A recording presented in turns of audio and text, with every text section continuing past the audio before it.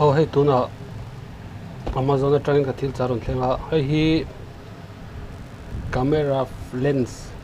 ti faina nia hemi hi kan hong chin don ani tuna kan hong chinanga enge atha em aman nen phuem ti te kan en don ni hong top meng o ran hong a khu ama khu in pek tian in pek a lang thei veka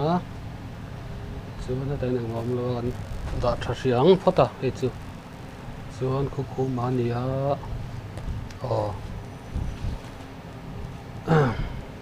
ran hong a sarang hi chuan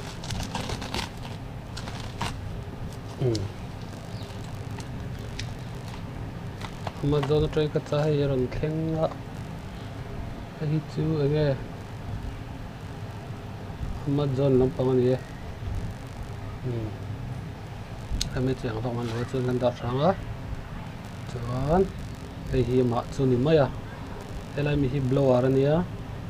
chuan pakhat hi ati faina earbud ang chin ron da tel ni chuan helai mi hi brush ania pakhat hi liquid ti faina ultrafine microfiber antibacteria ini kan hong la kan hong don ni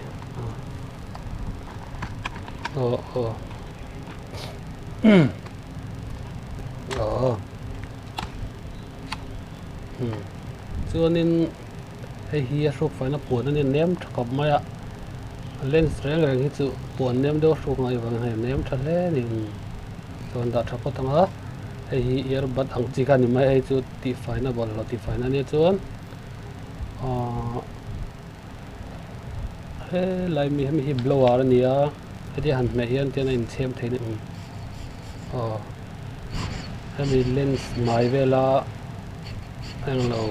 pollo vai vut vel han chem faina ni chuanin hei hi liquid ania camera lens sil faina nia a trul thil bal het zual vel han ti faina chuan an thang chuanin hei ve thung hi brush name thep mai ni eyebrow ni om tak mi hi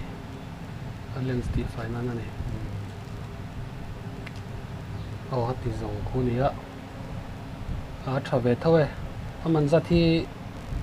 MRP a hi chuanin zanga ani ma se kan leina tak chu ni som ko ni ole long ome